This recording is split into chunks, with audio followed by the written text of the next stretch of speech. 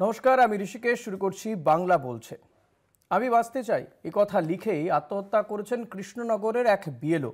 এর দায়ও চাপিয়েছেন নির্বাচন কমিশনকে। রাজ্যে বারবার এ ধরনের আত্মহত্যার ঘটনায় ফের প্রশ্ন তুলেছেন মুখ্যমন্ত্রী। সোশ্যাল হ্যান্ডেলে তিনি লিখেছেন, আমাদের আর কত প্রাণ হারাতে হবে? এটা সত্যিই এখন ভয়ঙ্কর বিপজ্জনক হয়ে উঠেছে। যদিও মুখ্যমন্ত্রীর আর্জির পরেও টনক নড়েনি কেন্দ্রের। দেখব এই প্রতিবেদন।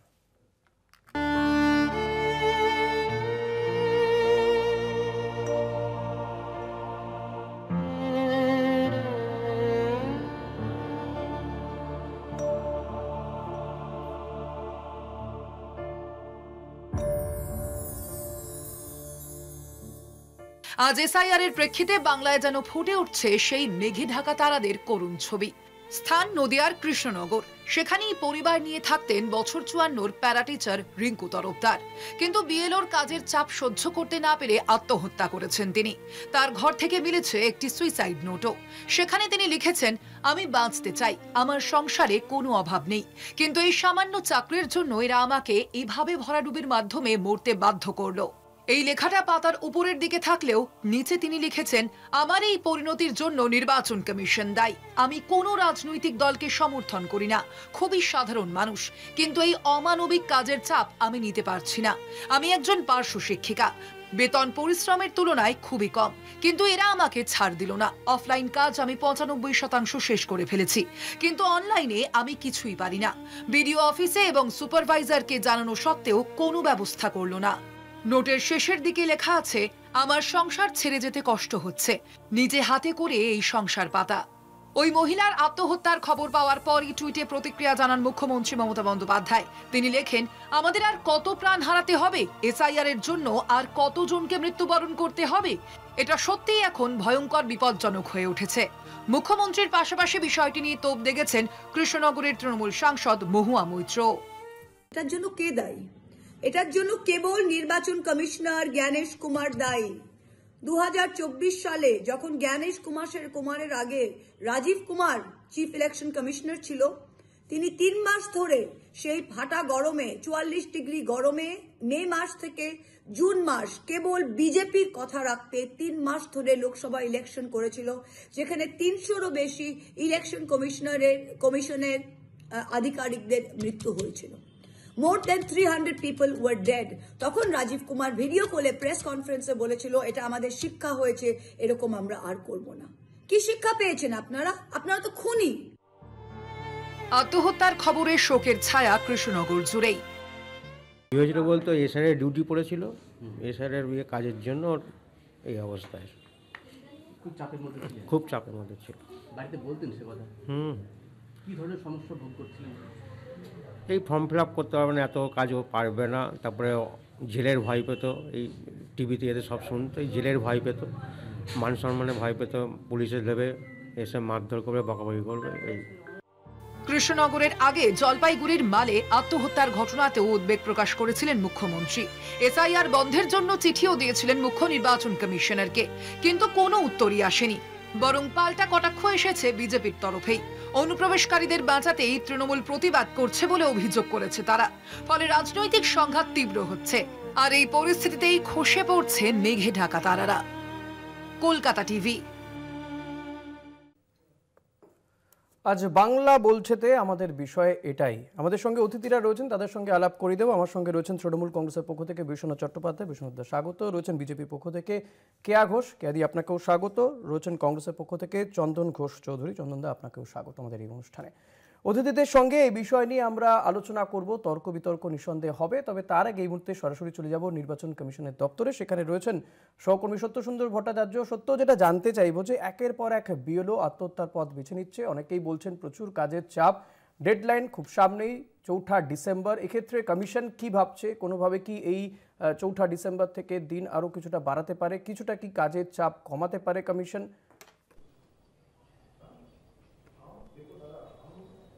দেখো, ৪ঠা ডিসেম্বর থেকে কোনোভাবেই সেই সময়সীমা আর বাড়ানো হবে না। অন্তত এখনো পর্যন্ত নির্বাচন কমিশনের যে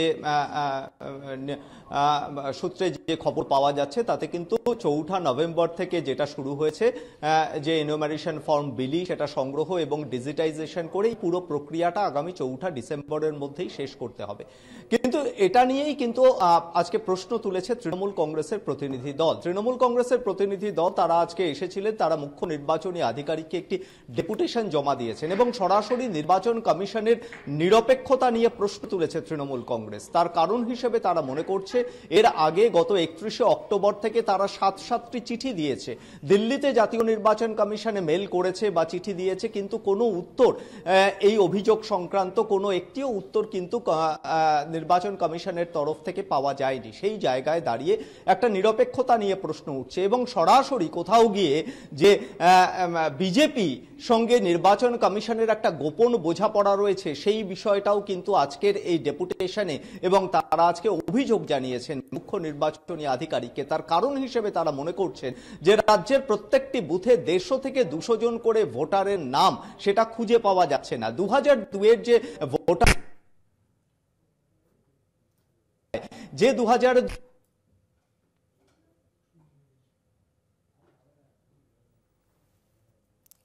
আমাদের প্রতিনিধির সঙ্গে কোনোভাবে যোগাযোগ বিচ্ছিন্ন হয়ে গিয়েছে। নিঃসন্দেহে সত্য যেটা বলছিল, যে মূল যেটা বিষয়, যে এই যে ৪ঠা ডিসেম্বর পর্যন্ত দিন ধার্য করা হয়েছে সেই দিন কোনোভাবেই বাড়ানো চিন্তাভাবনা এখনো পর্যন্ত তো কমিশনের কাছে নেই। আমরা এই বিষয় নিয়েই আলোচনা করব। আমি চন্দনদা আপনার কাছে আসবো শুরুতে, যেটা জানতে চাইবো, এই যে একের পর এক আত্মহত্যার ঘটনা ঘটছে এবং মালবাজারে দেখলাম, এক্ষেত্রেও দেখছি যিনি আত্মহত্যা করেছেন রিঙ্কু তরফদার, তিনি একেবারে যে সুসাইড নোট তাতে নির্বাচন কমিশনকেই দায়ী করে তিনি আত্মহত্যা করেছেন, অন্তত তার সুসাইড নোটে তো সেটা লেখা রয়েছে। কি বলবেন? দেখো, প্রথমেই এই ঘটনাকে একটা মর্মান্তিক রূপ তো নিচ্ছে দিনের পর দিন, এটা অস্বীকার করে লাভ নেই। আজকে সম্ভবত 30তম মৃত্যু।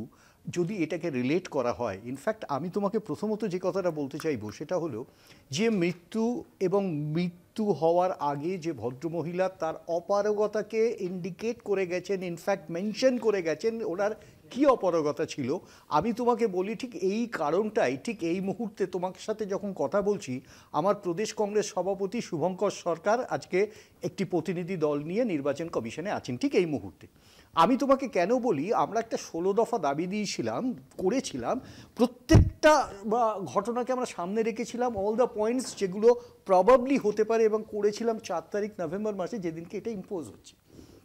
সুতরাং একটা প্রিএমটিভ মোশন নেওয়া যেত, অ্যাকশন নেওয়া যেত, সেটা নেওয়া হয়নি। ইনফ্যাক্ট তার মধ্যে এই কাজটা ছিল আমাদের না, সেকেন্ডারি কাজটাতে আমরা অনেক বেশি ফোকাস করেছিলাম। সেটা হচ্ছে আমরা ধারণা করেছিলাম অনেকেই এই সিস্টেম প্যারালাইজেশনে ভুগবেন। কি কারণে? Digital literacy. এটাকে আমাদের স্বীকার করতেই হবে। আমরা যে বিএলওদের প্রি সিলেকশন করেছি বা তাদের সিলেকশন করেছি বা এন্টায়ার ট্রেনিং দিয়েছি, বিএলএ ট্রেনিং এর সাথে আমরা যুক্ত। এটা তো অলমোস্ট একটা প্যারালাল। আমি নিজে এই ট্রেনিং এর সাথে, সুতরাং মডিউলগুলো দেখেছি, তাতে আমার একটা জিনিস মনে হয়েছে যে কারণে একটা টাইম স্প্যান তো মারাত্মক রকম শর্ট, জাস্ট 1 মাস, ইম্পসিবল কম্পেয়ার টু 2002 to 2004, যেটা ইভেন বিজেপির সময় এটা ঘটেছিল, দ্যাট ওয়াজ 2 years। তো আমাকে বুঝতে হবে যে এটা 2 বছরে করা হয়েছে এবং তারপরে এই প্রমাণের প্রশ্ন নেই যেটা তোমাকে প্রমাণ করতে হবে ইউ আর আ সিটিজেন, এরকম একটি টেনশনের জায়গাটা ছিল না। সুতরাং এখানে দাঁড়িয়ে যদি একটা ব্যাপক সময় নেওয়া হতো বা সময় ক্লাস্টার করে দেওয়া হতো, তাহলে সম্ভবত এটা সম্ভব ছিল। কিন্তু আমি তোমাকে যেটা বিশেষভাবে দেখি, আমরা ওখানেও মেনশন করেছি, সেটা হচ্ছে আমরা যখন ডিজিটাল লিটারেসির প্রশ্নে আসছি, অনেকেই আছে বিভিন্ন ক্ষেত্রে পারদর্শী, টিচার্স বলো বা বিএলও যারা কাজ করছেন, তারা কিন্তু ডিজিটাল ফোরফ্রন্টে তাদের নলেজ হয়তো স্বাভাবিক নয়, যেটা আশা করা যায়, আশাপ্রদ নয়। এবং তাতে কি হচ্ছে, অনেকে আত্মহত্যা করেছেন, তিনিও বলছেন অফলাইন কাজ আমি 95% শেষ করে ফেলেছি, কিন্তু অনলাইনে আমি কিছুই করতে পারিনি। আমি এক্স্যাক্টলি এই কথাটা বলছি না। আমি ঋষি, আমি বেশি সময় নেব না। আমি কেন এই কথাটা বলছি, আমি বারবার একটা জিনিস দেখেছি, ওই যে ডিজিটাল লিটারেসির ক্ষেত্রে হয়তো আধুনিক প্রজন্ম ঠিক আছে, কিন্তু আমরা এখানে যাদের রিক্রুট করেছি, তুমি যদি একটা পার্সেন্টাইল দেখো, তাহলে তুমি দেখবে অ্যারাউন্ড 61% যারা নতুন না, মানে যারা অনেক দিন ধরে কাজ করছেন, ডিজিটাল লিটারেসির সাথে তেমন পরিচিত নন, তারা এই জেনারেশনের মানুষ নন। সুতরাং তাদের কাছে এটা একটা ডিপ্রেসিভ। এই ডিপ্রেশনটা যখন দেখা যায়, ও ওপরতলা শুনছে না, ইনফ্যাক্ট তাদের আলাদাভাবে তারাও ডিপ্রেশনে আছে হয়তো। আলটিমেটলি ঘটনাচক্রে কি হচ্ছে, এরা জীবন থেকে সরে যাচ্ছে, একটা অমূল্য জীবন নষ্ট হচ্ছে। এই কারণগুলো কিন্তু রাজনীতির বাইরে আসতে হবে। ইটস নট দ্য সিস্টেম যে আমরা এখানে একে দোষারোপ ওকে দোষারোপ। আমরা এনটায়ারলি নির্বাচন কমিশনকে বলছি, আশা করি এখানে বিজেপির কে আছেন, কে তো বিজেপির কথা বলবেন, কিন্তু নির্বাচন কমিশনকে আমরা যেটা চ্যালেঞ্জ করেছি, শেষ করে নি ঋষি, আমি জাস্ট একটা কথা বলে শেষ করি। আমরা যখন 4 তারিখে ওদের সাথে কথা বলেছিলাম, 16টা পয়েন্ট দিয়েছিলাম, একটা পয়েন্টও মানেনি একটা রেসপন্সিবল দল। আমাদের সাথে ইভেন বাক্যালাপ হয়েছে, উত্তপ্ত, পরের দিন খবরের কাগজে আছে বা তোমরাও দেখিয়েছো। এটা কেন হয়েছে আজকে প্রমাণ হচ্ছে যে আমরা ঠিক বলেছিলাম। বেশ, আমি কেয়াদির কাছে আসবো। কেয়াদি, আমরা দেখেছি যে এই বিএলও বা বিএলএদের ট্রেনিং হয়েছে, তাহলে প্রশ্ন তো জাগে যে ট্রেনিং তাহলে কি হলো যে একের পর এক আত্মহত্যা করছে বিএলওরা, এবং এক্ষেত্রে নির্বাচন কমিশন তাদের কোনো দায় নেই। কমিশন রিপোর্ট তলব করেছে নিঃসন্দেহে, কিন্তু কোথাও গিয়ে এই চাপটা যাতে কিছুটা রিলিজ করা যায় সে ব্যাপারে আপনারাও কি কোনোভাবে কমিশনের দ্বারস্থ হবেন? সবার আগে বলি যে যিনি আজকে মারা গেছেন, মৃত্যু অত্যন্ত দুঃখজনক, তার আত্মার চিরশান্তি আমি অবশ্যই কামনা করি। এবারে চলে আসি দায়, দোষ, অনেক কিছু বড় বড় কথা শুনছি ঋষিকেশ। আমি যদি বলি দায় এবং দোষ এক এবং একমাত্র মমতা বন্দ্যোপাধ্যায়ের, আপনি জিজ্ঞেস করবো অবশ্যই, কলকাতা টিভিতে এসছি, জিজ্ঞাসা তো করবেনই। মমতা বন্দ্যোপাধ্যায়ের দায় কেন? কারণ দুর্জনের ছলের অভাব হয় না। আমাদের এই রাজ্যে যখন একের পর এক বিএলও যদি মারাই গিয়ে থাকেন, মমতা বন্দ্যোপাধ্যায় দায় নেবেন না কেন? কারণ উনি এই যে কয়েকটা আমি আপনাকে তথ্য দিচ্ছি, এই বিএলওদের যাদের আর্থিক, যেটা তাদের 18,000 টাকা করে এই এসআইআর ডিউটির জন্য আলাদা করে পাওয়ার কথা, সেটা দিনের পর দিন পশ্চিমবঙ্গ সরকারের অর্থ দপ্তর আটকে রেখেছে কেন? প্রথম কথা, দেখুন, আর্থিক আমাদের যারা রয়েছেন তারা ডিএ পায় না, কেন্দ্রীয় সরকারি হারে ডিএ পায় না, তাদের মাইনে স্বাভাবিকভাবেই কেন্দ্রীয় সরকারের হারে কম, এবং তার উপরে বাড়তি চাপ, নিঃসন্দেহে ইচ্ছা করে তাদেরকে, এবং স্কুল ডিউটিও করানো হচ্ছে। মমতা বন্দ্যোপাধ্যায় যত রকম অসহযোগিতা করা দরকার সেগুলো করছেন। একটা বললাম 18,000 টাকা, আর যেটা চন্দনদা বললেন যে ডিজিটাল লিটারেসি, ঠিকই তো, সবার পক্ষে সম্ভব না ডিজিটাল লিটারেসি। কেন ডেটা এন্ট্রি অপারেটর নিয়োগ করা হচ্ছে না পশ্চিমবঙ্গ সরকারের তরফ থেকে? বারবার বলা হয়েছে। বিহারে আমি শেষ করি, তারপরে আপনি বলবেন। আপনি কি তৃণমূলের মুখপাত্র হয়ে কথা বলবেন? আমি কমিশনের কথাটা বলছি, তো মুখপাত্র কথা বলিনি এখনো পর্যন্ত। আমি বলছি যে 1000 কমিশনের যে নির্দেশ সেটা বললাম। বিহারে যেটা হয়েছে 1000 ডিএও অর্থাৎ ডেটা এন্ট্রি অপারেটর সেখানে নিয়োগ হয়েছে, পশ্চিমবঙ্গ কেন করছে না? নির্বাচন কমিশন সেখানে বলে দেওয়া হয়েছে করবে না, কারণ মমতা বন্দ্যোপাধ্যায় চান না ডেটা এন্ট্রি অপারেটরদের দিয়ে এই কাজটা করানো যাবে না, এটা কমিশনের নির্দেশ। ডেটা এন্ট্রি অপারেটরদেরই তাদেরই তো কাজ। না, এই কাজে একদম পার্টিকুলারলি বিএলওদের কমিশনের নির্দেশ রয়েছে দিদি। আরে ভাই, কমিশনের নির্দেশ ডেটা এন্ট্রি অপারেটরদের কাজ করবে, নিয়োগ করা যাবে না। এই কাজটা পুরোটাই বিএলও করবে, সহায়ক হিসেবে কাজ করবে না, এই কাজটা পুরোটাই বিএলও করবে। এইটাই নির্দেশ রয়েছে। না, নির্দেশটা বিএলওদের সঙ্গে ডেটা এন্ট্রি অপারেটর। আচ্ছা, আপনি আপনার তরফ থেকে বলে নিন, তারপরে না আমি বলবো। আপনি পুরো আপনার যত জ্ঞান আছে আপনি বলে নিন। আমার পুরো জ্ঞানের কথা আমি বলছি না। না, আমি তাহলে আমাকে বলতে দিন, জ্ঞান ফলানোর জন্য আমাকে বলতে দিন। আমাকে আপনাকে তো বলতে দিচ্ছি। আমি বলছি নির্বাচন কমিশন বলে দিয়েছে ডেটা এন্ট্রি অপারেটর এখানে নিয়োগ করা যাবে না। এই কাজটা ডেটা এন্ট্রি অপারেটরের কাজ হচ্ছে, শুনে নিন, ডেটা এন্ট্রি অপারেটরের কাজ হচ্ছে সহায়ক হিসেবে। যারা পারছেন না, যারা পারেন তারা পারবেন, যদি কোনো কম্পিউটারের টিচার থাকে তারা হয়তো লাগবে না, যে যিনি হয়তো ডিজিটালি তিনি লিটারেট, অনেকেই আছেন, তাকে যদি করতে বলা হয়, আমাদের বাড়িতেই হয়তো আমার আত্মীয় স্বজনও থাকতেই পারে, এটা কোনো অপরাধ নয়। তাদের সহায়ক হিসেবে ডেটা এন্ট্রি অপারেটরদের কাজ করানোর কথা বিহারে হয়েছে। আচ্ছা, বিহারে হতে পারে, কিন্তু এই রাজ্যের ক্ষেত্রে নির্বাচন কমিশনের নির্দেশ, আপনি তো আমাকে চন্দনদাকে তো একবারও আটকালেন না, কারণ আপনাদের এজেন্ডা কমিশনের নির্দেশটা বলছি। চন্দনদা কমিশনের নির্দেশ নিয়ে 10 সেকেন্ড করে বলেন, আপনি বলুন। আপনি যদি প্রতিবার এরকম আটকাতে থাকেন আমি কথা বলবো না। তাহলে আপনি ওদেরকে দিয়ে কথা বলেন, আপনাকেই তো বলতে দিচ্ছি। আপনার এখানে আমি 1 ঘন্টা বসে কথা বলবো না। না না ঋষিকেশ, আমি 1 ঘন্টা বসে থাকবো, কথা বলবো না যদি আমাকে পুরো কথা শেষ করতে না দেওয়া হয়। তারপরে আপনি রাগ করার জায়গা, তারপরে না রাগ তো ডেফিনেটলি করব। আরে আপনি তো প্রতি 10 সেকেন্ড আমাকে আটকাচ্ছেন। একদমই নয়, বলুন। তারপরে আমি জানি আপনার রাগটা কোন জায়গায় হচ্ছে। আমার রাগ নেই, আপনি জানেন আপনার সঙ্গে আমার কোনো রাগই নেই। অনেকদিন অনেক মানে অ্যাঙ্কারদের দেখেছি তো, আমাকে শিখিও না। আপনি আমাকে অনেকদিন দেখেছেন।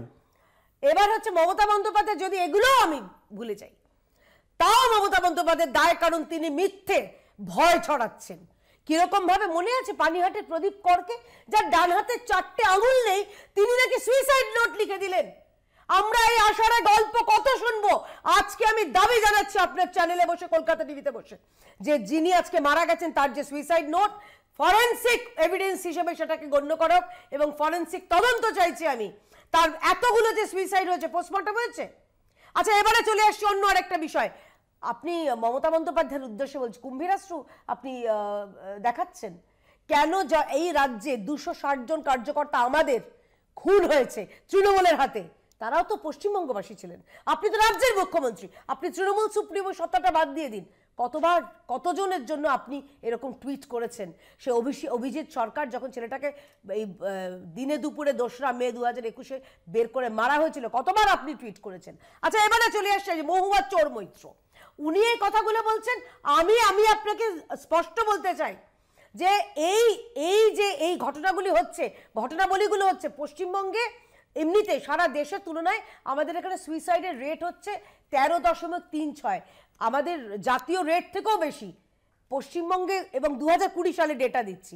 এই যে জাতীয় গড় থেকেও যে পশ্চিমবঙ্গে এত আমাদের এখানকার গড় সুইসাইডের হার বেশি, তার জন্য তাহলে নিশ্চয়ই মমতা বন্দ্যোপাধ্যায় দায়ী। কারণ পশ্চিমবঙ্গের মানুষ ডিপ্রেশনে ভোগে, কারণ পশ্চিমবঙ্গে না আছে শিল্প, না আছে স্বাস্থ্য, না আছে নারীদের নিরাপত্তা, না আছে এখানকার পশ্চিমবঙ্গবাসীদের কোনো রকম গণতান্ত্রিক অধিকার, এবং সেই কারণে এই দায় এক এবং একমাত্র মমতা বন্দ্যোপাধ্যায়ের উপরই বর্তায়। বেশ, আশা করবো দিদি আপনি যখন আমরা যখন কথা বলবো গুজরাট, রাজস্থান, সেই রাজ্যগুলোরও দায় নিঃসন্দেহে সেখানকার মুখ্যমন্ত্রীদের হবে, এটাও আপনি বলবেন। আমি বৈষ্ণবদা আপনার কাছে আসবো। প্রথমত কেয়াদি যেটা বলছেন, এই আত্মহত্যা নিয়ে কেয়াদির যথেষ্ট সন্দেহ রয়েছে। তিনি বলছেন ফরেন্সিক হওয়া উচিত, তদন্ত হওয়া উচিত। শুধু এটা নয়, এমনকি যে কামারহাটিতে যে আত্মহত্যা হলো, যে ব্যক্তির 4টে আঙুল নেই, সেই আত্মহত্যার ঘটনা, বা এ রাজ্যে SIR এর বলে আপনারাও যেটা দাবি করছেন, সে সমস্ত কটাই আমার তো মনে হয় কমিশনেরও উচিত এক্ষেত্রে এইগুলোর সঠিক তদন্ত হওয়া উচিত। কি বলবেন বৈষ্ণব? আমি একটা পরিষ্কার কথা বলি, SIR এর ঘোষণা হওয়ার পর থেকে আজ পর্যন্ত প্রায় 30 জনের মৃত্যু হয়েছে। এর দায় নির্বাচন কমিশনকে নিতে হবে। আর আজকের এই ঘটনাটা যেহেতু সুইসাইডিয়াল নোট আছে এবং সেখানে স্পেসিফিক্যালি বলা আছে যে আমার মৃত্যুর জন্য নির্বাচন কমিশন দায়ী, তাহলে আত্মহত্যার যে প্ররোচনা, সেই প্ররোচনা যদি ওনারা দিয়ে থাকেন, তা অ্যাবেটমেন্ট অফ কমিটিং সুইসাইড, এই অ্যাবেটমেন্টের যদি চার্জ থাকে নির্বাচন কমিশনের বিরুদ্ধে, তাহলে এটা একটা ফৌজদারি অপরাধ, যেটা আমাদের আত্মহত্যার প্ররোচনার যে ধারা আছে সেই ধারায় মামলা করা যেতে পারে। আমি একটা আপনাকে বলছি যে কৃষ্ণনগরের মৃত্যু হলো, জলপাইগুড়িতে ওরাংয়ের মৃত্যু হলো, কোন্নগরের তপতি বিশ্বাস তিনি আক্রান্ত, মানে তার অসুস্থ হয়ে গেলেন, রায়গঞ্জের শিক্ষক কৃষ্ণপদ সরকার অসুস্থ হয়ে গেলেন, কারুর সেরিব্রাল অ্যাটাক হলো, এতগুলো মানুষের প্রাণ গেল। তারপরে যদি নির্বাচন কমিশন বলেন যে তার কোনো দায় দায়িত্ব নেই, দায় দায়িত্ব হলো রাজ্য সরকারের, এর থেকে আর প্রতারণা আর কিছু হতে পারে না। আমি জানি না বিজেপি নির্বাচন কমিশনের হয়ে কেন ওনারা সওয়াল করছেন, জবাব করছেন। নির্বাচন কমিশন যে ভারতবর্ষে বাংলার মানুষকে এবং ভারতবর্ষের অন্য প্রান্তের মানুষের সাথে যে প্রতারণা করেছেন, যেভাবে মহারাষ্ট্রের কারচুপি করেছে, যেভাবে দিল্লির নির্বাচনে কারচুপি হয়েছে, যেভাবে বিহারের 66 লক্ষ মানুষের ভোট বাদ দেওয়া হয়েছিল, সে ব্যাপারেও আদালত সেখানে বলেছেন। দেখুন, আপনার কথার মাঝখানে কিন্তু আমি একটা কথাও বলিনি। আমি আপনাকে বলছি, এই সঞ্চালক বলবে, সময় হলে বলবে, নিঃসন্দেহে বলবে। এটা আমি বলছি যে SIR এর যে ঘটনা, আতঙ্কে যে এতগুলো মানুষের মৃত্যু হয়েছে, আত্মহত্যার প্ররোচনা দিয়েছেন নির্বাচন কমিশনের, এর দায়িত্ব নিতে হবে নির্বাচন কমিশনকে। আজকে কালকে পর্যন্ত হুঙ্কার দিয়েছেন অমিত শাহ, এই যে হুঙ্কার দিচ্ছেন, প্ররোচনা দিচ্ছেন, কালকে পর্যন্ত SIR নিয়ে বলেছেন যে SIR করতে হবে। আজকে SIR করতে গিয়ে এতগুলো মানুষের প্রাণ গেল, এর দায়িত্ব উনি নেবেন না? এতগুলো মানুষের তো প্রাণ গেল। এখানে যেখানে কেয়াদিরও প্রশ্ন, এই যে ধরুন 500 শিক্ষক, তিনি ডিজিটালি শিক্ষিতই নয়, তিনি অনলাইন কাজ করতে পাচ্ছেন না, তিনি একদম এই সুইসাইড নোটে পরিষ্কার রয়েছে, তিনি বলছেন রিঙ্কু তরফদার।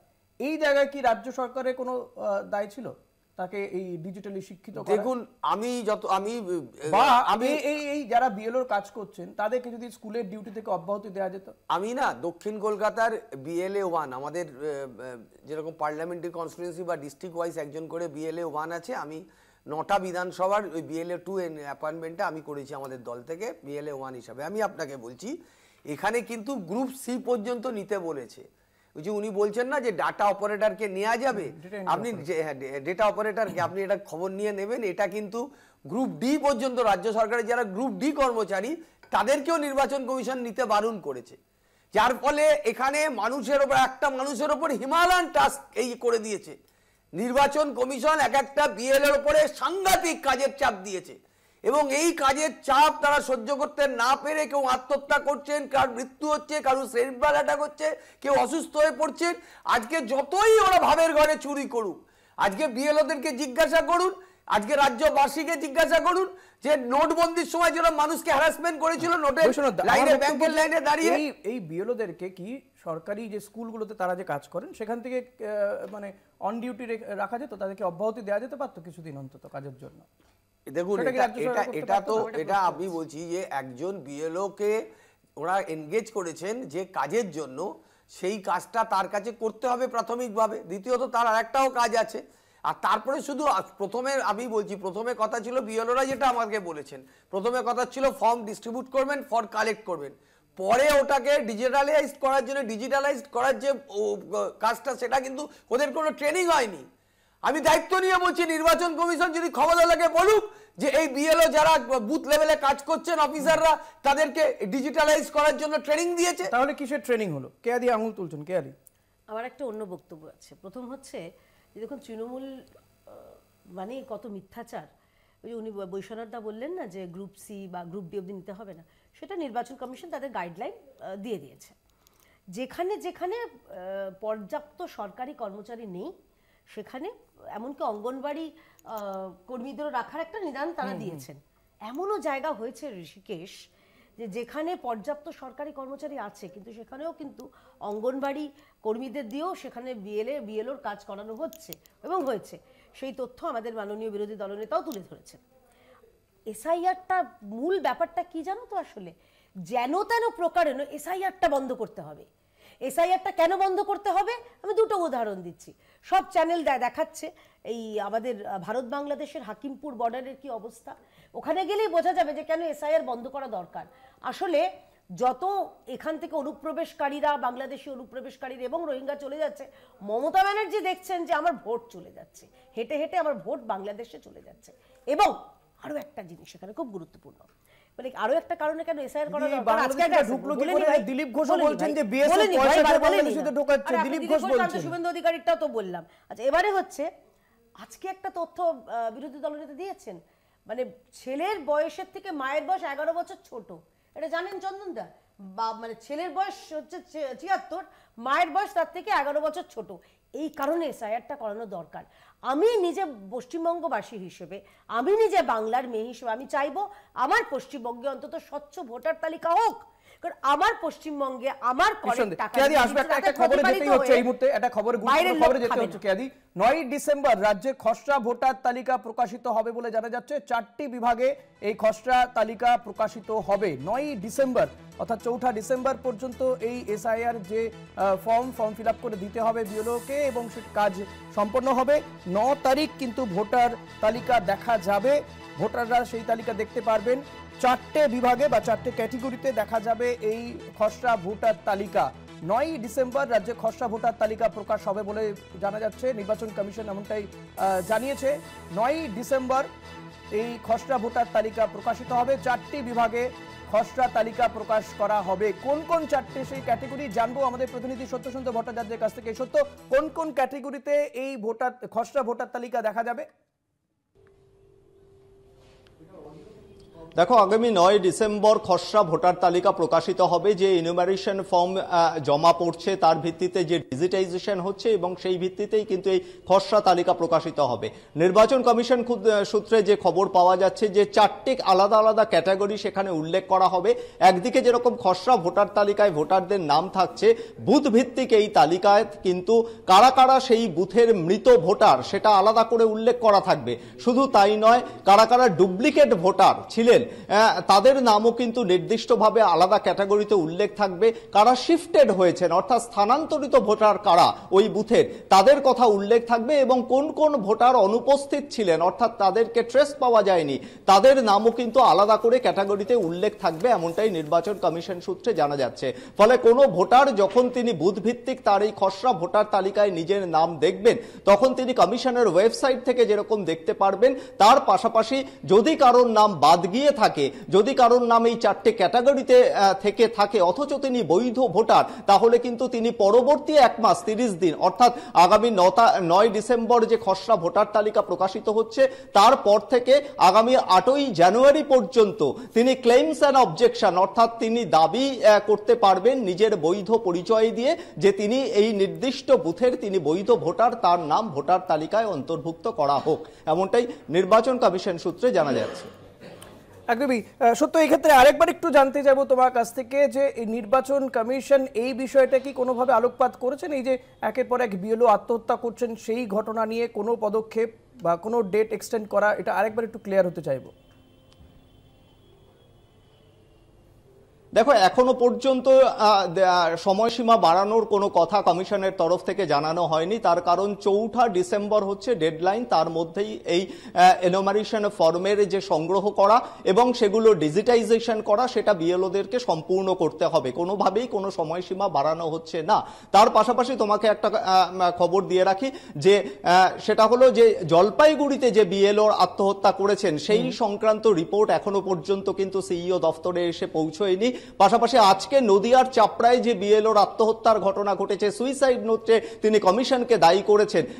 সংশ্লিষ্ট ডিইওর কাছ থেকে রিপোর্ট চেয়েছিল সিইও দফতর, কিন্তু ডিইওর তরফে এখনো পর্যন্ত কিন্তু সেই মৃত্যু রিপোর্ট বা সেই সুইসাইডের রিপোর্ট এসে পৌঁছায়নি। তার কারণ হিসাবে সংশ্লিষ্ট জেলা শাসকরা বা ডিইওরা জানাচ্ছেন যে সংশ্লিষ্ট পুলিশ রিপোর্ট বা ময়না তদন্তের রিপোর্ট না থাকার কারণেই বা তারা না পাওয়ার কারণেই সেই রিপোর্ট তারা সিইও দফতরে পাঠাতে পারেননি। ধন্যবাদ সত্য। কথা বলছিলাম প্রতিনিধি সত্যসুন্দর ভট্টাচার্যের সঙ্গে। 9 ডিসেম্বর খসড়া ভোটার তালিকা প্রকাশিত হবে, নির্বাচন কমিশন জানিয়ে দিয়েছে, এবং সেক্ষেত্রে বুথ ভিত্তিক ভোটাররা দেখে নিতে পারবেন মৃত ভোটার, ডুপ্লিকেট ভোটার, স্থানান্তরিত এবং অনুপস্থিত ভোটার, প্রত্যেকে কিন্তু তারা এই 4টে ক্যাটাগরিতে দেখে নিতে পারবেন, এবং 8ই জানুয়ারির মধ্যে যাদের নাম থাকবে না তারা কিন্তু আবেদন করতে পারবেন। এই মুহূর্তে সময় হয়ে গেছে ছোট্ট একটা বিরতি নেওয়ার, একটা বিরতির পরে আবার ফিরে আসছি, সঙ্গে থাকবেন। ফিরে এলাম বিরতির পর, দেখছেন বাংলা বলছে, আপনাদের সঙ্গে রয়েছি আমি ঋষিকেশ। আমরা এ রাজ্যের ছবিটা দেখালাম যে একের পর এক বিএলওর আত্মহত্যা, মূলত আজকে যে বিষয় নিয়ে আলোচনা করছি আমরা, এবং নির্বাচন কমিশন তারা জানিয়ে দিয়েছে যে খসড়া ভোটার তালিকা কবে প্রকাশিত হবে। 9 তারিখ অর্থাৎ 9 ডিসেম্বর খসড়া ভোটার তালিকা প্রকাশিত হবে। 4টে ক্যাটাগরিতে এই তালিকা দেখা যেতে পারে। তবে এ রাজ্যে যেমন আত্মহত্যার ঘটনা ঘটছে, এসআইআরকে দায়ী করে বা নির্বাচন কমিশনকে দায়ী করে আত্মহত্যার ঘটনা ঘটছে, অন্তত তাদের যে সুইসাইড নোট পাওয়া যাচ্ছে সেখানে কিন্তু নির্বাচন কমিশনকে দায়ী করে আত্মহত্যা করেছেন। যেমনটা এই কৃষ্ণনগরের চাপড়ার মহিলা, তিনি তার যে সুইসাইড নোট সেখানে তিনি লিখেছেন। বাংলার পাশাপাশি কাজের চাপে বিএলওর মৃত্যুর ঘটনা ঘটছে অন্যান্য রাজ্যেও। বিজেপি শাসিত রাজ্যগুলি থেকেও আসছে আত্মহত্যার খবর। খোদ প্রধানমন্ত্রীর রাজ্য গুজরাটেই গতকাল আত্মহত্যা করেছেন এক বিএলও। যে সুইসাইড নোট মিলেছে তাতে লেখাও আছে কাজের চাপ আর সহ্য করা যাচ্ছে না। ফলে 2 মাসের মধ্যে যেভাবে এসআইআর এর কাজ শেষ করার নির্দেশ দেওয়া হয়েছে তা নিয়ে প্রশ্ন উঠছে। দেখুন, শুধু বাংলা নয়, এসআইআর এর চাপের ফলে বিএলও মৃত্যুর ঘটনা ঘটছে শুধু বাংলা নয়, এসআইআর এর চাপের ফলে বিএলও মৃত্যুর ঘটনা ঘটছে বহু রাজ্যে। কেরালা, গুজরাট, রাজস্থানের পর এবার মধ্যপ্রদেশ। সেখানে বিএলওর আত্মহত্যার অভিযোগ। নাম রমাকান্ত পান্ডে। হার্ট অ্যাটাকে তার মৃত্যু হয়। তবে পরিবার পরিজনদের অভিযোগ, এসআইআর এর টার্গেটে অত্যাধিক কাজের চাপ সহ্য করতে না পেরে অসুস্থ হয়ে তার মৃত্যু হয়েছে। এই মধ্যপ্রদেশেই এনুমারেশন ফর্ম ফাইল করার সময় মৃত্যু হয় এক শিক্ষকের। পরিজনদের অভিযোগ, এসআইআর এর জন্য প্রচুর চাপে ছিলেন তিনি। কাজের ধকল সহ্য করতে না পেরেই মৃত্যুর কোলে ঢলে পড়েন। বিজেপি শাসিত মধ্যপ্রদেশের পাশাপাশি গতকালই একই ধরনের খবর এসেছে মোদির রাজ্য গুজরাট থেকে। নাম অরবিন্দ বানের, বয়স 40, একজন শিক্ষক। তার কাছ থেকে একটি সুইসাইড নোট পাওয়া গেছে। সেখানে তিনি লিখেছেন, এসআইআর এর কাজে অত্যাধিক মানসিক চাপেই তিনি এই পথ বেছে নিয়েছেন। অতিরিক্ত কাজের চাপে মৃত্যুর অভিযোগ এসেছে গুজরাট থেকেই। নাম রমেশ ভাই পারমার, বয়স 55, একজন শিক্ষক। এসআইআর এর কাজ চলাকালীন হার্ট অ্যাটাক করে তার মৃত্যু হয়। পরিবারের অভিযোগ, অতিরিক্ত কাজের চাপের জন্য টানা পরিশ্রম করছিলেন, তার জেরেই রমেশ ভাইয়ের মৃত্যু। বিজেপি শাসিত রাজস্থানে ট্রেনের সামনে ঝাঁপ মেরে আত্মহত্যা করেন মুকেশ জাঙ্গির। তিনিও পেশায় শিক্ষক, বয়স ৪৫। পরিবারের অভিযোগ কাজের চাপ, ডেডলাইনের প্রেসার এবং সাসপেন্ড হওয়ার ভয়েই তিনি আত্মহত্যা করেছেন। এই রাজস্থানে এসআইআর এর চাপে হার্ট অ্যাটাকের অভিযোগ আরও একজনের, নাম হরিওম বৈরভা। আত্মীয়দের অভিযোগ এসআইআর এর কাজে মানসিক চাপে ভুগছিলেন তিনি। কেরালেও উঠে এসেছে একই ছবি। কান্নুরে স্কুল শিক্ষক অনিশ জর্জের দেহ উদ্ধার হয়। পরিবার ও আত্মীয় স্বজনের অভিযোগ এসআইআর এর কাজের চাপেই এই পরিস্থিতি। এ ব্যাপারে আজ কলকাতায় সোচ্চার হয় দেশ বাঁচাও গণমঞ্চ। সেখানে যোগেন্দ্র যাদব বলেন, বিহার ছিল একটা টেস্ট, বাংলাকে নিশানা করেই এই পথে হেঁটেছে BJP.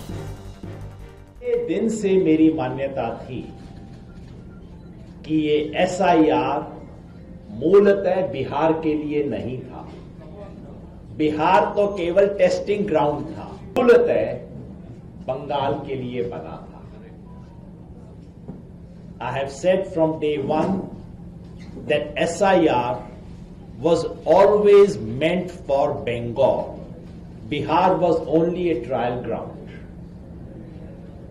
I'm here with some lessons, I'm here with some concerns, and I'm here with some warning. আমাদের এখানে কোথাও কোথাও কোন কোনো এরিয়ায় হিন্দিভাষী মানুষ বেশি আছে, সেটা আমরা জানি কোথায় কোথায় আছে।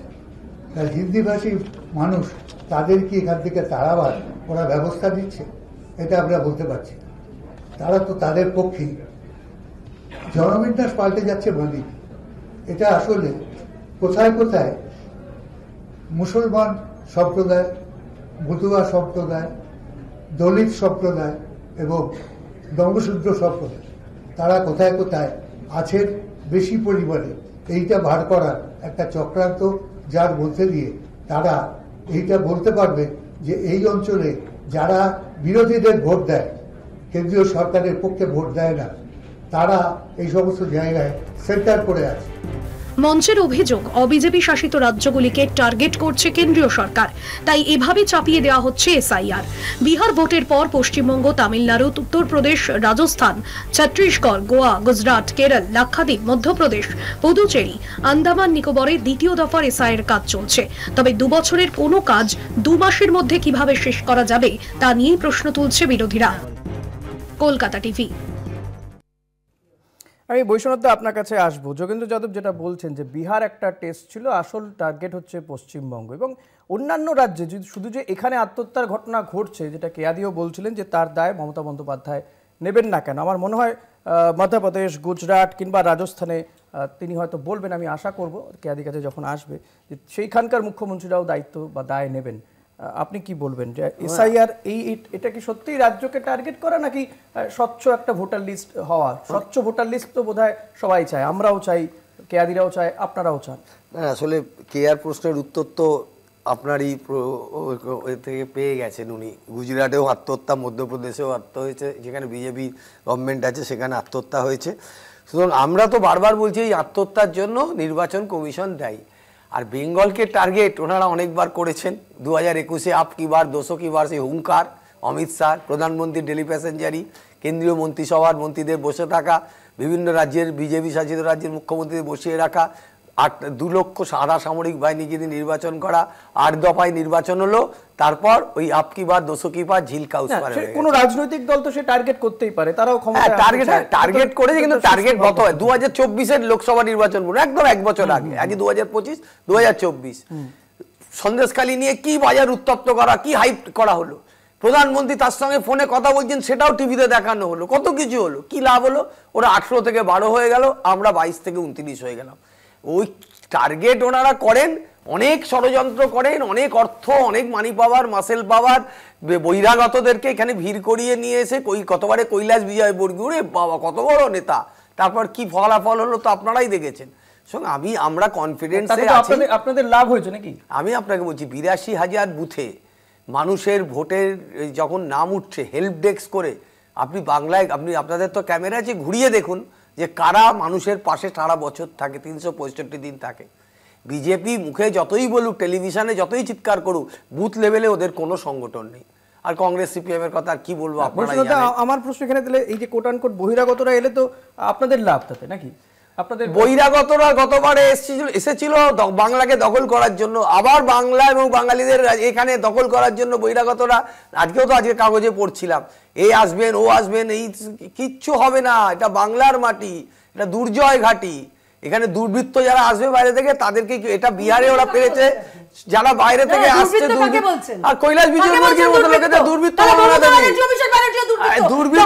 এখানে জায়গা নেই। আপনি চেঁচাচ্ছেন কেন? চেঁচাবেন কেন? আপনি আপনার টাইমে বলবো। আরে দুর্বৃত্ত, আরে কি জাতীয় দল? কালকে যদি চন্দনদার দলের নেতা রাহুল গান্ধী আসেন তাকে দুর্বৃত্ত বলবে? আরে আপনারা দুর্বৃত্তকে পাঠিয়েছিলেন তো ওয়েস্ট বেঙ্গল, আপনি তো দুর্বৃত্তকে পাঠিয়েছিলেন তো। বুঝবেন না ব্যাপারটা? আমি বলছি জাতীয় দলের যে কোনো নেতা যে কোনো জায়গায় যাবে, তাহলে মমতা ব্যানার্জি দুর্বৃত্ত। গোয়া থেকে ছিলেন কেন মমতা ব্যানার্জি? আপনি দেখুন না, দু গালে দুটো থাপ্পড় খেয়ে চলে এসেছেন। গেছিলেন কেন ত্রিপুরায়? গেছেন কেন মেঘালয়? লজ্জা করেন আপনাদের বলতে? পশ্চিমবঙ্গে এইসব করে তো আঞ্চলিক যার জাতীয় দল ছিল, মুখে জাতীয় দল, আঞ্চলিক দলে, এরপর কালীঘাট দলে চলে আসবেন। দুর্বৃত্ত কথার ব্যবহার করবেন না। দুর্বৃত্ত ব্যবহার করবেন না। আমরা বলছি প্রধানমন্ত্রী আপনাদের কাছে দুর্বৃত্তটাকে ঢাকা দেওয়া যাবে না। দুর্বৃত্ত অমিত শাহ, আরে অমিত শাহ খুনের আসামি, অমিত শাহ তো খুনের আসামি ছিল। আপনি জানেন গুজরাটের দাঙ্গা কারা করেছে? কাদের হাতে রক্তে পাওয়া গেছে? গুজরাটের দাঙ্গা যারা করেছে, কোন থেকে ছেড়ে দিয়েছে?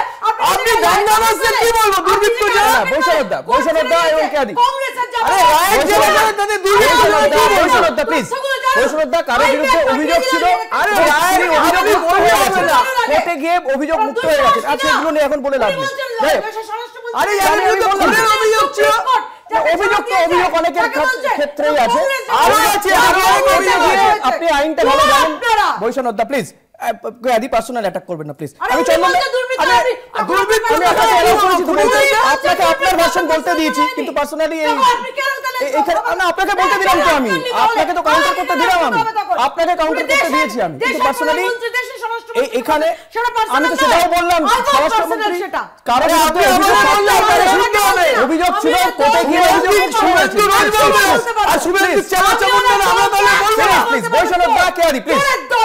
প্লিজ আস্তে আস্তে আস্তে আস্তে আমি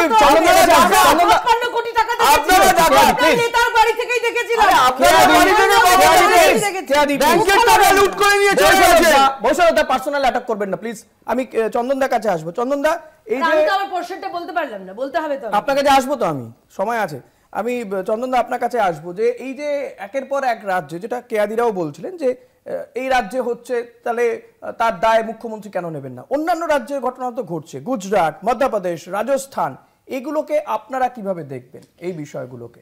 একেবারে সরাসরি যেটা বলতে পারি সেটা হচ্ছে এইগুলো হচ্ছে সম্পূর্ণভাবে একটা দলীয় ইন্টারপ্রিটেশন। খুব স্বাভাবিক, পশ্চিমবাংলায় দাঁড়িয়ে যেটা মমতা বন্দ্যোপাধ্যায়ের বিরুদ্ধে বিজেপির যে বক্তব্য থাকতে পারে, ইভেন আমাদেরও যে বক্তব্য থাকতে পারে, সেটা অবশ্যই একই হবে না গুজরাটে দাঁড়িয়ে, কারণ গুজরাটের মাটিতে দাঁড়িয়ে আমাদের মূল প্রতিপক্ষ বিজেপি এবং আমাদের ইন্টারপ্রিটেশন সেরকমই থাকবে, খুব স্বাভাবিক। এখন প্রশ্নটা হচ্ছে মূল জায়গা থেকে আমরা একটু সরে গেলাম। এখন সব থেকে বড় প্রশ্নটা হচ্ছে যে কিভাবে সেভিয়ার হতে পারে, অর্থাৎ তুমি যে সিস্টেমের কথাটা বলছো, আজকে আত্মহত্যা, সে আত্মহত্যা আজকে 30তম, সে আত্মহত্যা তো 31তমতে না পৌঁছয় তার ব্যবস্থা করতে হবে। ঠিক, আমি আমার প্রতিনিধিকেও প্রশ্ন আমি ঠিক এই কথাটাই বারবার বলতে চাইছি, আমাদের কয়েকটা সিস্টেমকে একটু আমাদের ইনফরমেশন বেলটাকে একটু ক্লিয়ার করে নেওয়া দরকার। আমি তোমাকে একটা পরিষ্কার কথা বলি, হোল সিস্টেমকে ওয়ার্কআউট করবার জন্য 5,33,00,000 কর্মীর প্রয়োজন, যেটা সরকারিভাবে রাজ্য সরকার, কেন্দ্রীয় সরকার মিলে টোটাল ওয়ার্কফোর্সটা তার 1/3ও নয়। তাহলে তোমাকে বুঝতে হবে যে প্রেশারটার জন্য প্রথম যে কাজটা করতে হবে টাইম রিল্যাক্সেশন। সেটা যদি করতে না পারো তাহলে আলটিমেটলি কী হবে, প্রেশারটা হয়ে যাবে 1 মাস। আচ্ছা, কারা কে কিভাবে এই 1 মাসের প্রোগ্রামটা করলেন, তারা ভাবলেন কিভাবে? তার প্রধান কারণ হচ্ছে, তোমাকে যেটা আমি আবারও বলি, এই যে প্রশ্নটা উঠেছে ডেটা এন্ট্রি অপারেটর, তুমি একটা জিনিস দেখবে, তুমি ইসিআই নেট সম্ভবত সকলেই জানেন, ইসিআই নেট যে যে যে যে অ্যাপটা, এটা ইলেকশন কমিশন অফ ইন্ডিয়া, এবং তুমি সেখানে গেলে তুমি দেখতে পাবে বিভিন্ন পোর্টফোলিওস আছে, সেখানে বিএলওকে তুমি কন্ট্যাক্ট করতে পারো ডিরেক্টলি সেখানে। At the same time BLO responsibility মডেলটা দিয়েছে 30টা, 30 মডেলস। এই 30 মডেলসে দাঁড়িয়ে 1 মাসে তাকে যদি প্রপার ট্রেনিং না দেওয়া হয় ইম্পসিবল এই কাজটা করা। আমি তোমাকে বলছি বেসিক্যালি ইম্পসিবল। এবার আমাকে বুঝতে হবে যে হোল সিস্টেমের মধ্যে আমি কি করতে পারি, সেটা হচ্ছে যে আমি একটা অ্যাসিস্ট্যান্ট গ্রুপ তৈরি করতে পারি, কিন্তু সেটা অ্যালাউড না এখনো পর্যন্ত। এখানে বলছেন যে একজন অ্যাসিস্ট্যান্ট বিএলও দেওয়া যেতে পারে ইন কেস, এটা কিন্তু পরবর্তী ডিসিশন, ইন কেস ওই বিএলও যদি কোনো কারণে ফেইল্ড করেন। কিন্তু প্রশ্নটা হচ্ছে তাকেও সরকারি কর্মচারী হতে হবে। এখন তোমার তো এই ওয়ার্কফোর্সটা নেই। এবার ডেটা এন্ট্রি অপারেটরকে তুমি হায়ার করতে পারো না, তাহলে তো পার্সোনাল এজেন্সিকে অনেককে হায়ার করা যায়। সেটা যখন পারো না, সেখানে অনেক ভুলভ্রান্তি স্বীকার কেউ করবে না। যদি না হয় তাহলে তোমাকে এই ডেটা এন্ট্রি অপারেটরের দায়িত্বটা কে নেবে? This one point. আমি আবারও বলি, ডিজিটাল লিটারেসি যেহেতু আমাদের সেই স্কেলে আমরা কাজ করি না, অন্তত আমাদের সোসাইটি, একটা প্রান্তিক মানুষের পক্ষে এটা বোঝা যেমন ডিফিকাল্ট, তাকে করানোটাও তেমন ডিফিকাল্ট। আর মাঝখানে দাঁড়িয়ে এই পিএলওদের কথা যদি ইলেকশন কমিশনের অফিসিয়ালরা সেন্সিটিভলি না শোনেন, তাদের পর্যায়ক্রমে বিচার না করেন, তাহলে তারা ডিপ্রেশন ফিল করছেন, এটা বাস্তব। আর এই চরিত্র থেকে বেশি বেরিয়ে আসতে গেলে আমি আবারও বলি, এটা আমি বারবার বলি, এসআইআরের বহু ঘটনা আছে যার বিরোধিতা আমরা করি, কিন্তু আমরা এসআইআরের বিরোধিতা করি না, কিন্তু পার্টি স্টেটমেন্ট। আমরা এসআইআরের বিরোধিতা করছি না, আমরা বিরোধিতা করছি যে সিস্টেম। এই তো বললাম time span is a major. আপনারা তো বিহারে এসআইআর এর বিরোধিতাই করেছেন। বিরোধিতা করিনি, এসআইআর এর সিস্টেম। আবারও বলি, এসআইআর এর সিস্টেমে, এসআইআর তো আমাদের সময় থেকে শুরু, এসআইআর কে করেনি। তুমি বারবার বলছি, এসআইআর যে পদ্ধতিতে হচ্ছে, ইলেকশন কমিশনের নিরপেক্ষতার অভাব, ইলেকশন কমিশন যেভাবে পরিচালিত করছে সেটা কারণ। রাহুল গান্ধী তো আরো মারাত্মক অভিযোগ করছেন যে এই এসআইআর, না না, এই স্লোগানটা, এক মিনিট, আমি তোমাকে বারবার যেটা বলছি, রাহুল গান্ধী তো আরো মারাত্মক অভিযোগ করেছেন যে এই এসআইআর এর মাধ্যমে অন্য রাজ্যের ভোটার ঢুকিয়ে দেওয়া হচ্ছে, এটা তো বিরোধীরা যেখানে স্ট্রং সেখানকার ভোটার বাদ দিয়ে দেওয়া হচ্ছে। এটা বলা হচ্ছে কেন? আমরা এসআইআর এর এই পর্যায়টাকে বিরোধিতা করছি, এই কারণে এসআইআর এর ক্লজেস আমরা 2002-কে বারবার সামনে রাখছি। একটু আগেও সম্ভবত শুনেছো, 2 বছরটা তুমি 1 মাসের মধ্যে করছো। আমি বলতে চাইছি যে যে ক্লজেসগুলোকে আমরা ডিফেক্টিভ মনে করছি, সেই ক্লজেসগুলোকে এরা শোনেনি। এবং সবথেকে বড় প্রশ্ন আমি এখানে বলে শেষ করি, সবথেকে বড় প্রশ্ন তুলেছি ECI, election commission of India, তার নিরপেক্ষতা নিয়ে। তার কারণ একেবারে যখন গাছটা পোতা হলো 2023-এ এই নতুন রিসার্জেন্সে, তাতে কি হলো আমরা জানি 2:1। তুমি তো জানো সেটা, যেখানে প্রধানমন্ত্রী বিরোধী দলনেতা এবং তার সাথে একজন ক্যাবিনেট মন্ত্রী, এখন আগে ছিল সিজিআই। সুতরাং এই পার্সিয়ালিটির ব্যালেন্সটা ছিল। আজকে তার কথা শোনা হয় না। যদি একটা ম্যাচ তুমি হারা থেকে শুরু করো, 2:1-এ তুমি হারবে, বিরোধী দলনেতা সেখানে যাননি, তাহলে বোঝো একটা বডি যেটা ইম্পার্শিয়াল, সে বডিটার ইম্পার্শিয়ালিটি নেই। এটাই তো এসআইআর এর বিরুদ্ধে আমাদের প্রশ্ন। বেশ, আমি কেয়াদির কাছে আসবো। কেয়াদির কাছে প্রশ্নটা আমার শুরুতেই থাকবে, যেটা নিয়ে বারবারও বলছি, যে কেয়াদি নিশ্চয়ই এখন বলবেন যে এই গুজরাট, মধ্যপ্রদেশ কিংবা রাজস্থানের যে বিএলওরা আত্মহত্যা করেছেন এই এসআইআর এর চাপে, সেখানকার মুখ্যমন্ত্রীদের এটা দায়িত্ব নেওয়া উচিত, এক্ষেত্রে দায়ভার তাদের। প্রথম কথা, ঘটনাগুলো আমি জানি না, এটা কলকাতা টিভিতেই শুনছি। এটা ঘটনাটা কি হয়েছে প্রথম কথা আমার জানা নেই, যেখানে জানা নেই নিশ্চয়ই সেটা নিয়ে মন্তব্য করব না। আচ্ছা, এবার চলে আসি। দেখুন, বিএলওরা চাপ, মানে আপনি বলছেন কলকাতা টিভি এই খবরগুলো বানিয়েছে যে কেরালা, গুজরাট, রাজস্থান, মধ্যপ্রদেশে বিএলওদের আত্মহত্যা, নাম রমাকান্ত পান্ডে, হার্ট অ্যাটাকে মৃত্যু হয়, পরিবার পরিজন অভিযোগ করছে এসআইআর এর টার্গেট পূরণ করতে পারেনি। বাইট কোথায় শোনান? বাইট কোথায়? এগুলো তো খবর হয়েছে দিদি, এগুলো খবর হয়েছে তো, প্রত্যেকটা আমরা এই গ্রাফিক্স আমাকে বাইটটা দাও, আপনাদের গ্রাফিক্স না, আমাকে বাইট শোনান। অনেক হয়েছে এই মিথ্যাচারিতা। এবার আমি আপনাকে অন্য তথ্য দিচ্ছি। কেরালার কথা বললেন তো, এই দুজন, কেরালায় তো থামুন, এই দুজন মাত্র 17 দিনে এসআইআর এর কাজ করে সারা দেশের মধ্যে নজির গড়েছেন। কেরালার কোচির 2 বিএলও। আপনারা যখন কথাগুলো বলছেন না, আমি আপনাকে তথ্য প্রমাণ দিচ্ছি, এবং এটা হচ্ছে এই সময় কাদের খবরের কাগজ আপনারা জানেন। আচ্ছা, এতগুলো নাম টাম শুনছি আমি, গতকালও বৈশাখ, এগুলো আপনি দেখবেন জাতীয় খবরের কাগজ পেয়ে যাবেন আপনি। কি অদ্ভুত না! আমি জানবো না, আমাকে বাইট শোনাতে হবে, আমি নাহলে বিশ্বাস করব না। আমি একদম বসে বলে দিচ্ছি। আচ্ছা, তাহলে তো আপনার তথ্যটা বিশ্বাস করা যাবে না। এইভাবে তো আপনি এক সেকেন্ড দাঁড়ান। কিভাবে হবে তাহলে? কিভাবে হবে? আপনার মিস ইনফরমেশনটা ভেঙে দেবো, দাঁড়ান। আপনি আমাকে কাউন্টার করছেন, অথচ ভুল তথ্য যখন বারে বারে বলা হচ্ছে, তৃণমূল বলছে, কংগ্রেস, আমি বলছি ভাই, আমি বলছি তো ভাই, তার আগে আমি কিছু নাম বলি। আমার সঙ্গে বৈশানরদা গতকাল একটু চ্যানেলে ছিলেন, সেখানে আমি 4-5টা নাম বলেছিলাম, সেই নামগুলো আপনাদেরও মনে থাকবে না, স্বাভাবিক, এই সব নামগুলো আপনাদের মনে আছে। সুবল সোরেন, সন্তোষ মণ্ডল, প্রবীর বাবু এবং অর্পিতা দাস মাইতি। এরা কে জানেন তো?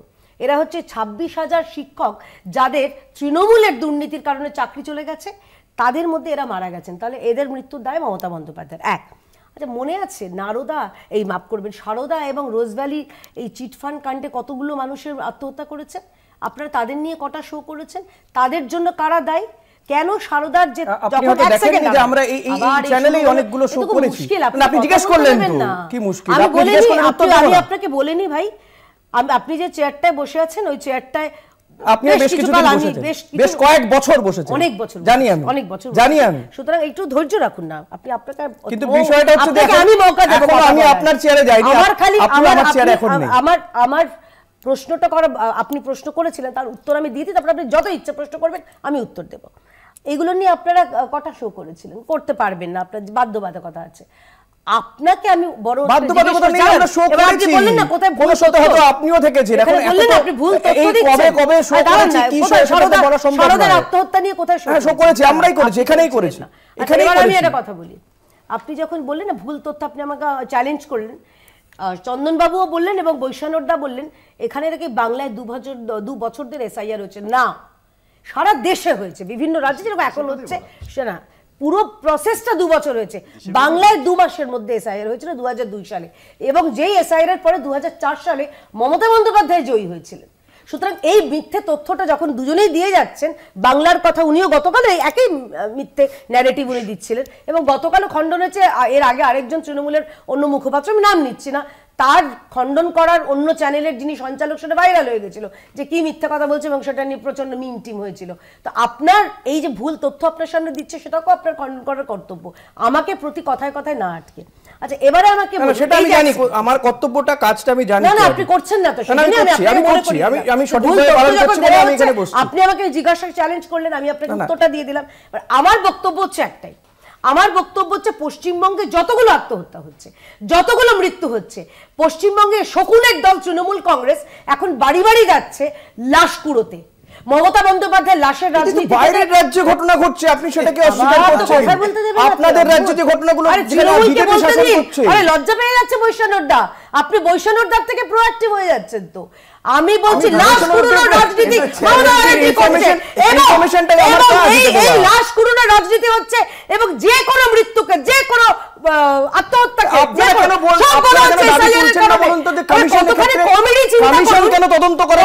কমেডি চিন্তা করুন।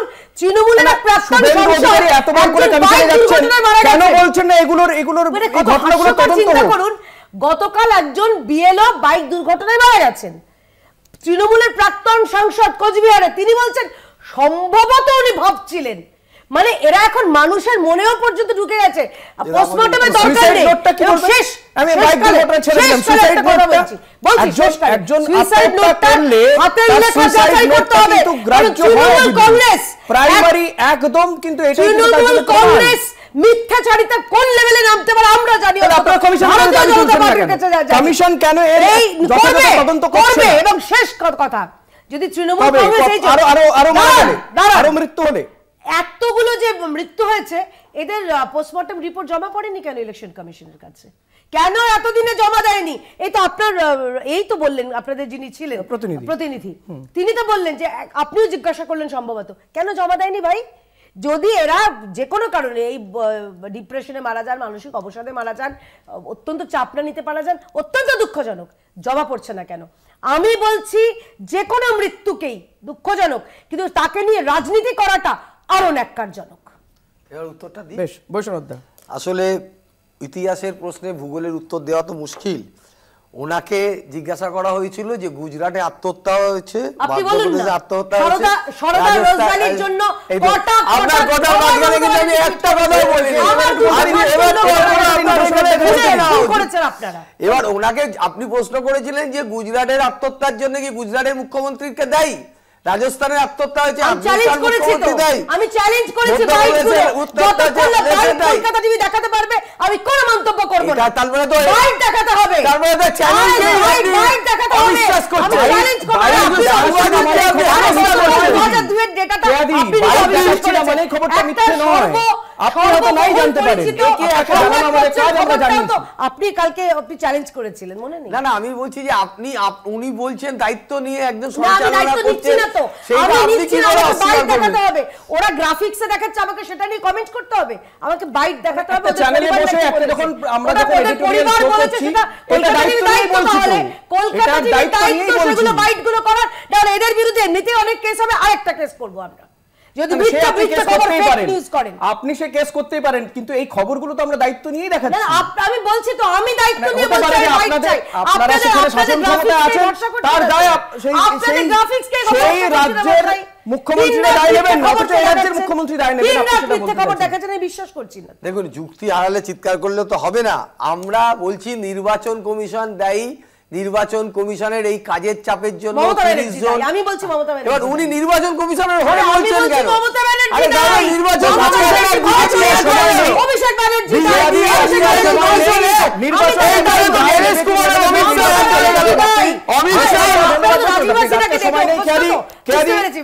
সময় শেষ, আজকে আর সময় নেই। চন্দনদা আপনাকে ধন্যবাদ, কেয়াদি ধন্যবাদ, ধন্যবাদ বৈষ্ণবদাকে। আজকের মতো নারদ এখানে শেষ করছি। তবে নিঃসন্দেহে আমরা চাইবো যে এই ধরনের ঘটনা নিয়ে, এই আত্মহত্যার ঘটনা নিয়ে আর যেন একটাও বাংলা বলছে না করতে হয়, কারণ এই ঘটনা থামার প্রয়োজন রয়েছে। কমিশন যথোপযুক্ত ব্যবস্থা নিক, তদন্ত করুক, যেভাবেই হোক এই ঘটনার থেকে রেহাই মিলুক বিএলওদের বা যারা এই নির্বাচনী কাজের সঙ্গে যুক্ত রয়েছেন। এ বলে আজকের এই অনুষ্ঠান শেষ করবো। দেখতে থাকুন কলকাতা টিভি, রাত দিন 7 দিন।